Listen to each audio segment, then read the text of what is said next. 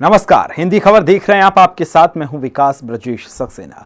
केंद्रीय मंत्री रामदास अठावले ने कई मुद्दों को लेकर हिंदी खबर से खास बातचीत की। इस दौरान उन्होंने मुलायम सिंह यादव की तबीयत को लेकर कहा कि मैं ईश्वर से उनके स्वस्थ होने की प्रार्थना करता हूं। इसके साथ ही उन्होंने कहा कि कांग्रेस के वीर सावरकर पर टिप्पणी करने को लेकर उन्होंने कहा कि कांग्रेस पहले अपने 70 सालों का कामकाज देखे।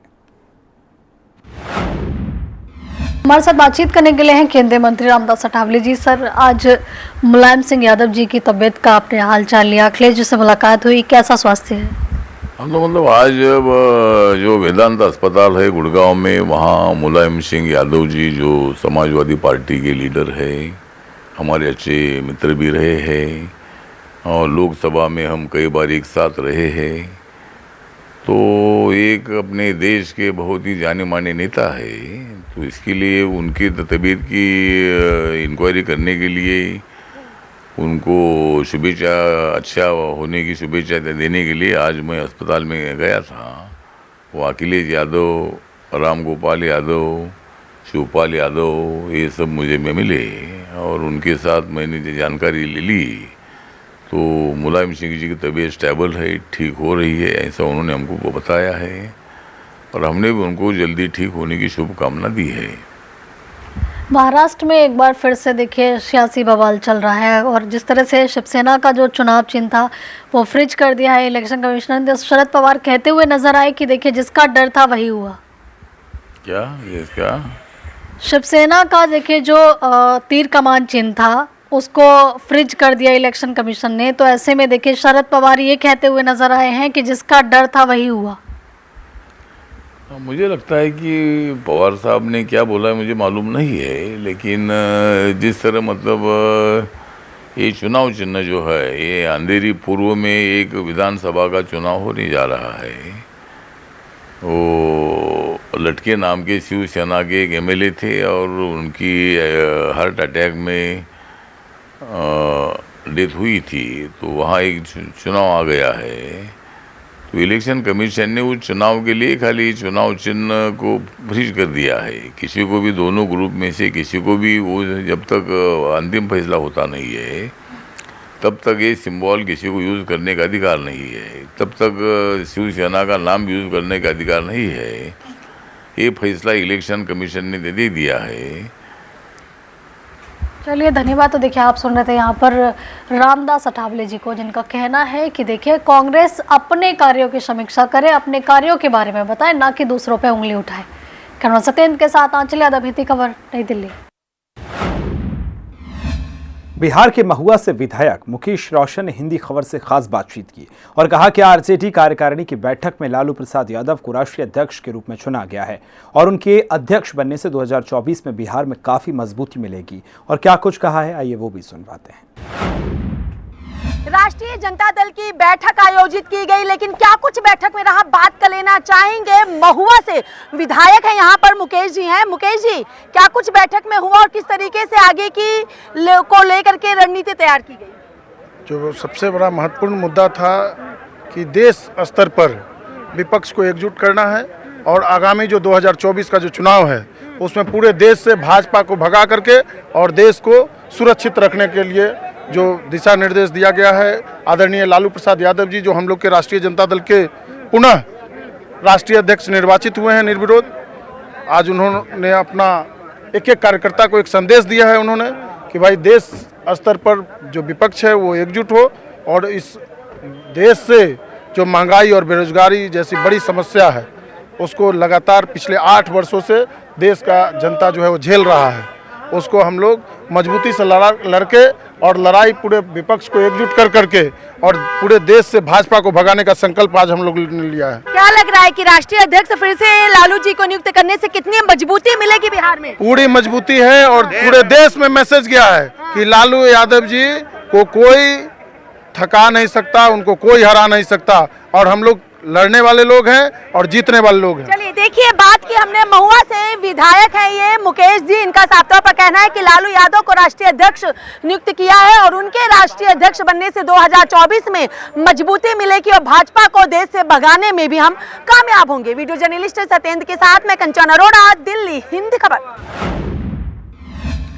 हिंदी खबर से बात करते हुए पूर्व केंद्रीय मंत्री जयप्रकाश नारायण ने कहा कि बिहार में लगातार बेहतर कार्य किया जा रहा है और बीजेपी को बिहार ने पहले ही नकार दिया है, जिसका परिणाम अब आरजेडी और जेडीयू ने के गठबंधन की सरकार के रूप में भी देखने को मिल रहा है। बात कर लेना चाहेंगे जयप्रकाश नारायण, जो कि पूर्व केंद्रीय मंत्री हैं, बिहार से हैं। जयप्रकाश जी, किस तरीके से इन सारी चीजों को आप देख रहे हैं? बैठक में जो महत्वपूर्ण बिंदुओं पर चर्चा हुई 2024 में कितनी मजबूती मिलेगी?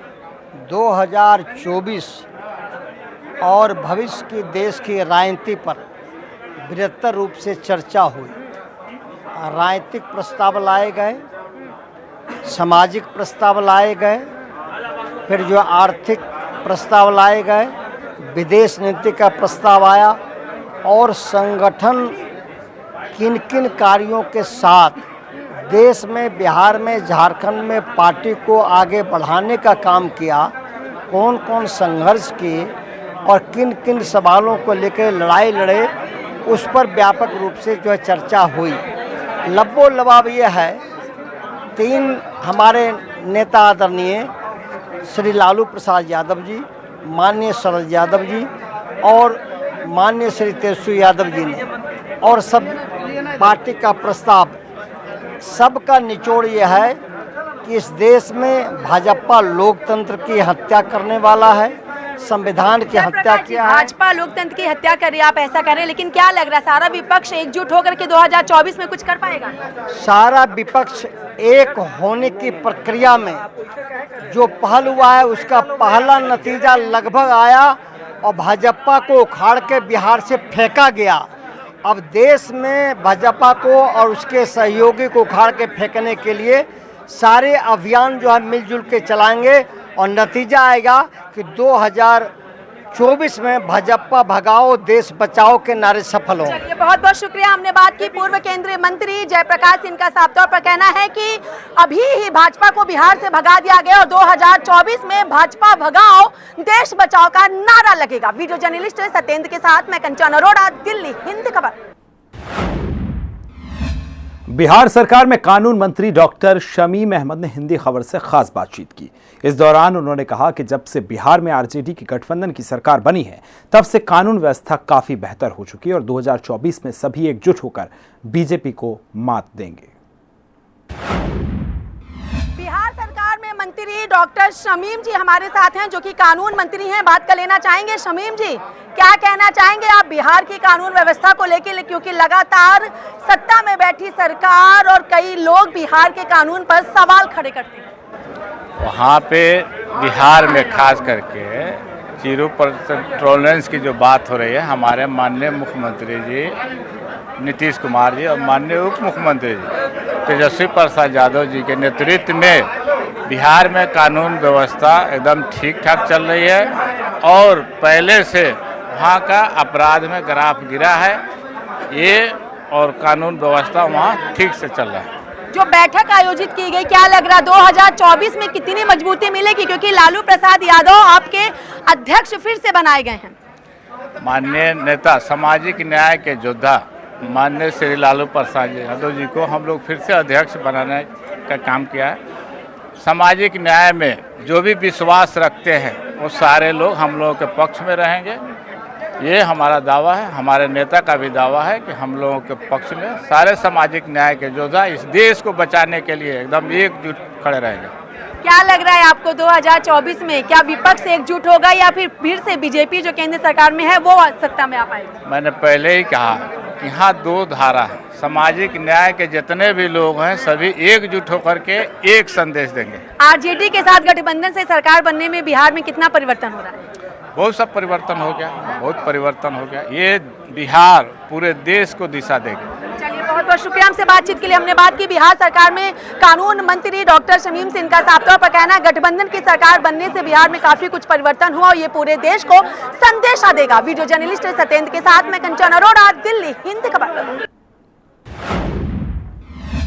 बिहार सरकार के मंत्री आलोक कुमार मेहता ने हिंदी खबर से खास बातचीत की और कहा कि लालू प्रसाद यादव को फिर से आरजेडी का राष्ट्रीय अध्यक्ष चुना गया है और अब बिहार में उनकी अध्यक्षता में 2024 में काफी कुछ बदलाव देखने को मिलेगा। बात कर लेना चाहेंगे बिहार सरकार में मंत्री आलोक मेहता जी हमारे साथ हैं। आलोक जी, फिर से लालू प्रसाद यादव को राष्ट्रीय अध्यक्ष नियुक्त कर दिया गया, क्या कहेंगे आप, कितनी मजबूती मिलेगी? उनका चुनाव किया गया है सर्वसम्मति से, नियुक्त नहीं किया गया, वो बाकी लोगों को नियुक्त करेंगे। अच्छा। तो माननीय राष्ट्रीय अध्यक्ष लालू प्रसाद जी आज फिर से राष्ट्रीय अध्यक्ष बने हैं। पार्टी को हमेशा उनसे, उनके व्यक्तित्व से, उनके कृतित्व से मजबूती मिलती रही है और हमें पूरी अपेक्षा है कि आने वाले दिनों में जो चुनौतियां हैं उनका सामना करने के लिए उनके व्यक्तित्व और उनके विचारों का, उनके सक्रिय योगदान का भारी प्रभाव राष्ट्रीय जनता दल के विस्तार पर पड़ेगा और देश से सांप्रदायिक शक्तियों का खात्मा होगा। देश की गद्दी पर फिरकापरस्त ताकतें जो बैठी हुई हैं, जो देश को समाप्त करना चाहती हैं, उसकी अर्थव्यवस्था और देश का जो गंगा जमुनी संस्कृति है और ताना बाना है, सभी धार्मिक लोगों का, सभी धर्मों का ताना बाना जो है उसको समाप्त करके और तोड़ना चाहती है, उन ताकतों को गद्दी से उतारा जाएगा। आप राजस्व मंत्रालय संभालते हैं, बिहार में क्या कुछ स्थिति फिलहाल देखने को मिल रही है?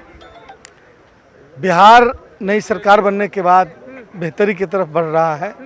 हम जिन चीज़ों का वादा जो वादा करके हम आए थे उनको पूरा करने का प्रयास कर रहे हैं। हमारे नेता माननीय तेजस्वी प्रसाद यादव जी जो उप मुख्यमंत्री हैं, हम लोगों ने सत्ता में आने से पहले पिछले चुनाव में वादा किया था कि जब हमारी सरकार बनेगी तो हम 10 लाख युवाओं को रोजगार देंगे, नौकरी देंगे। तो आज हमारी अकेले की सरकार नहीं है, गठबंधन की है, फिर भी हम उस कमिटमेंट को पूरा करने की ओर बढ़ रहे हैं। बहुत जल्दी 6-7 लाख जो नौकरियां हैं वो बहुत जल्दी बिहार सरकार द्वारा घोषित की जाएगी। चलिए, बहुत बहुत शुक्रिया। हमने बात की बिहार सरकार के मंत्री आलोक कुमार मेहता से। इनका साफ तौर पर कहना है गठबंधन से सरकार बनने के बाद बिहार में लोगों को रोजगार भी मिलेगा और जो लोग कहते हैं कि बिहार सरकार कुछ काम नहीं करती है, वो भी इस बात को देख पाएंगे कि आखिर बिहार में क्या कुछ और कितना बदलाव हो पाया है। वीडियो जर्नलिस्ट सत्येंद्र के साथ में कंचन अरोड़ा, दिल्ली, हिंदी खबर। आम आदमी पार्टी के एमसीडी प्रभारी दुर्गेश पाठक ने प्रेस कॉन्फ्रेंस की है और बीजेपी पर जमकर निशाना साधा। उन्होंने कहा कि बीजेपी के एमसीडी ने दिल्ली के लोगों के खिलाफ, खासकर व्यापारियों के खिलाफ जंग छेड़ी है। वहीं क्या कुछ उन्होंने कहा है, आइए सुनवाते हैं। भारतीय जनता पार्टी की एमसीडी ने दिल्ली के लोगों के खिलाफ और खासकर दिल्ली के व्यापारियों के खिलाफ एक जंग छेड़ी हुई है। हमने पहले भी आपको कई मर्तबा सूचित किया कि किस तरह से इन्होंने टैक्स पे टैक्स नए टैक्स लगाकर दिल्ली के जो बिजनेस कम्युनिटी है उसको पूरी तरह से तबाह करने पे उतर गए हैं, तबाह करने पे लगे हुए हैं। इसी तरह का एक वाकया जिसको लेकर पिछले हफ्ते 10 दिन से भारतीय जनता पार्टी के नेता और भारतीय जनता पार्टी के अफसर दिल्ली के व्यापारियों को धमकी दे रहे हैं, उनकी दुकान सील करने की धमकी दे रहे हैं, उनको नोटिस पे नोटिस दिए जा रहे हैं। मामला क्या है मैं आपको बताता हूं। 2010 में भारतीय जनता पार्टी की एमसीडी एक रूल लेके आई, एक नया नियम लेके आई कि इंडस्ट्रियल एरिया में जो भी कमर्शियल एक्टिविटीज कर रहा होगा उसको एक टैक्स देना पड़ेगा, कन्वर्जन टैक्स के रूप में देना पड़ेगा। और इन्होंने कहा कि भाई 8,000 पर स्क्वायर मीटर के हिसाब से आप एक बार में जमा करा दीजिए या आप 1,000 रुपए के हिसाब से आप किस्त मांग लीजिए 10 साल 15 साल का। ज्यादातर व्यापारियों ने ये 10 साल 15 साल वाला जो किस्त का फॉर्मूला था वो बांध लिया, क्योंकि छोटे व्यापारी हैं, इतना कोई सबका इनकम है नहीं, तो सबने कहा कि 1,000 रुपए पर स्क्वायर मीटर वाला जो स्कीम है, इस स्कीम को हम ऑप्ट करते हैं। अपने बयानों को लेकर हमेशा सुर्खियों में रहने वाले बीजेपी के फायर ब्रांड नेता विधायक नंदकिशोर गुर्जर ने एक बार फिर विवादित बयान दिया। उन्होंने एक कार्यक्रम में मंच को संबोधित करते हुए विपक्ष पर जमकर हमला बोला है। देखिए, आपको बता दें कि उन्होंने मंच से एक बार फिर विवादित बयान दिया है। विपक्ष पर नंदकिशोर ने जमकर हमला बोला है। वीडियो सोशल मीडिया पर वायरल है। औकात में रहो, हद में रहो। किसी ने कोई काम तो नहीं लाया। 6 लाख की आबादी है।